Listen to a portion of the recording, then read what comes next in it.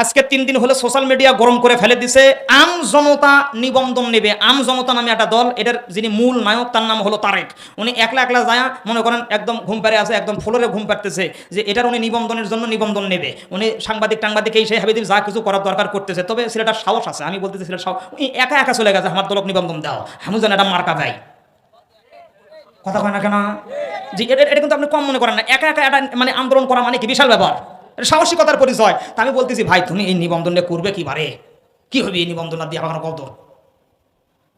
আল্লাহ পাক সবাইকে সঠিক বুঝদান করুক। হাই রে, ইউনুস সরকার পায়া বুঝছেন, এতই দাবি মানুষ তার কাছে করলো, বা কয়টা দাবি আর উনি পালন করে কম, মানে অস্থির হয়ে গেছে, এত দাবি তার কাছে মানুষের। এলে দাবি বিগত 17 বছর কুটি আছে এলে, কথা কমা কয় না।